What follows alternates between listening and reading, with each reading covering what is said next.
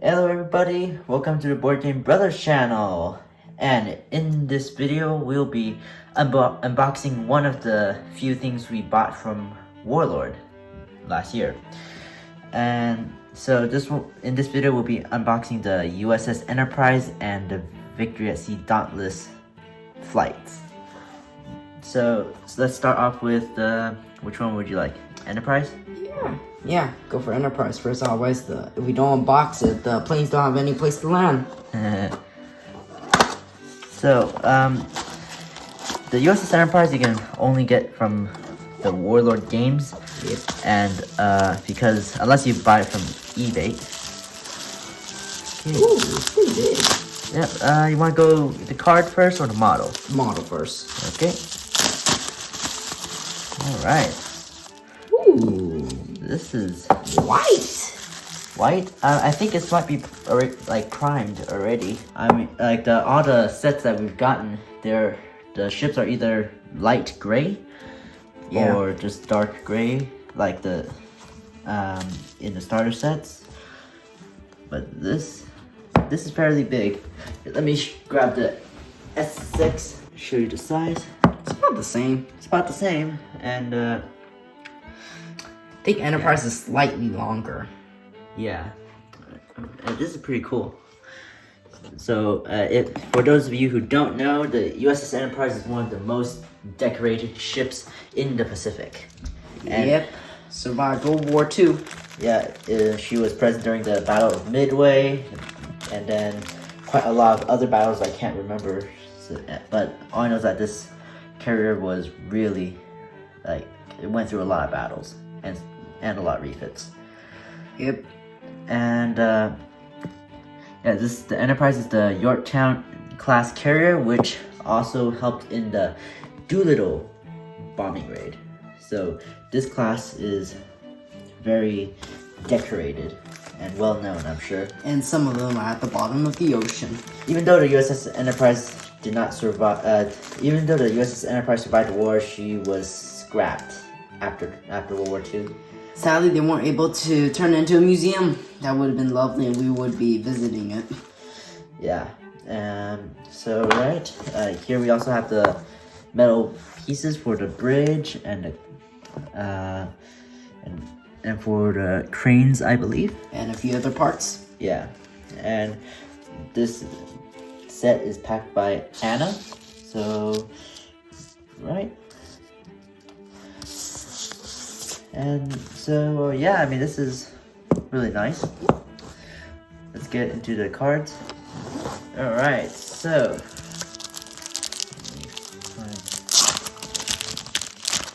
Here we have the cards for USS Enterprise. And I won't be surprised if the refit list is as long as the Victory at Sea rulebook itself.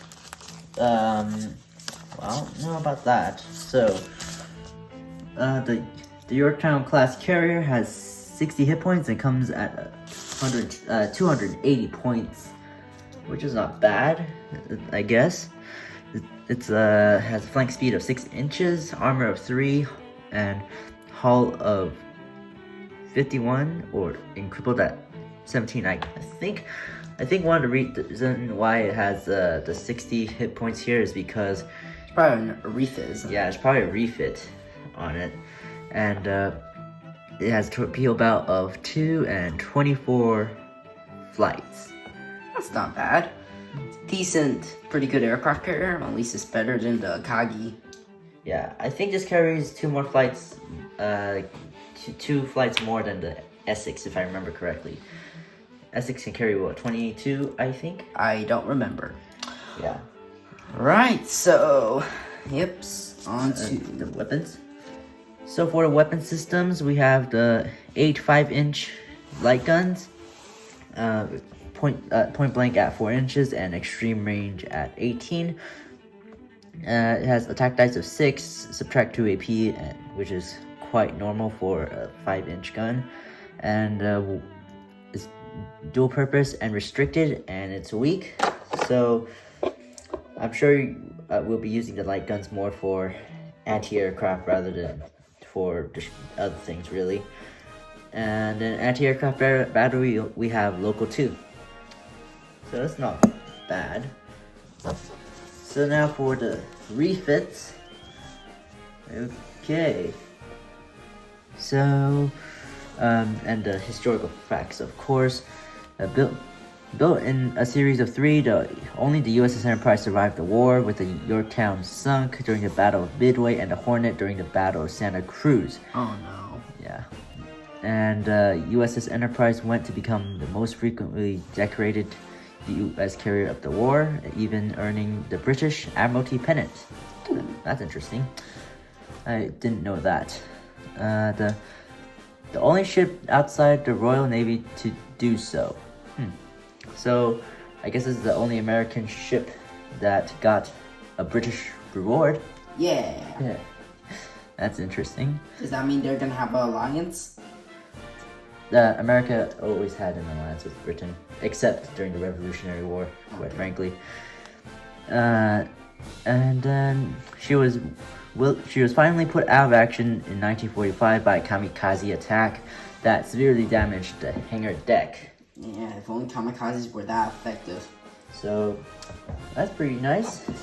I've always wanted to get the Enterprise carrier, and then I went to eBay. They had one, but then it sold out right before I was gonna get it. So then we went to Warlord, and yeah, and here we are. So right on to the Dauntless flights. Okay, so here we have the Dauntless flights. They are dive bombers. Oh dear. So they're only hit on 3 then. Yeah. So it'll be much easier to hit. Hold on a minute. It'll be much easier to hit the targets because for like regular bombs we hit 5 plus. Ooh. Alright, so these ones come sort of assembled. Well, yeah, it comes sort of assembled. Oh, that's great.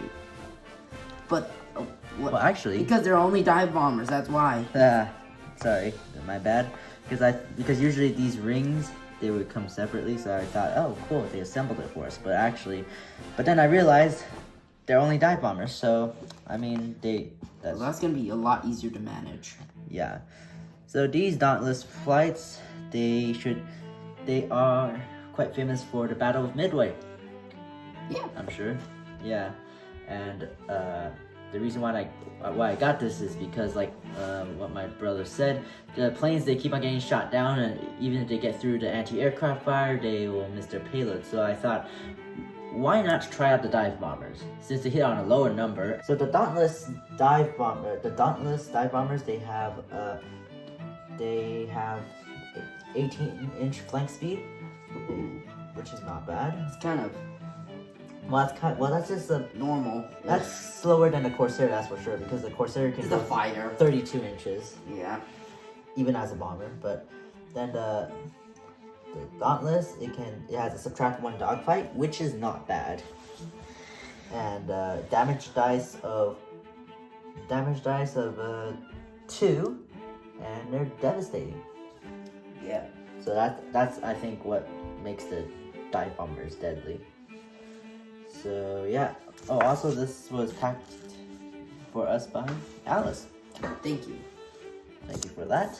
That's pretty much it. Like I just gotta get these painted, and then we'll test them out in some battles, and we'll eventually get a battle report out to you all. And that is all for this video. Thank you so much for watching. Be sure to like and subscribe and share, and don't forget to comment if you have any thoughts or feelings that you would like to share with us. And yeah, that's it. We'll see you in the next video. Goodbye.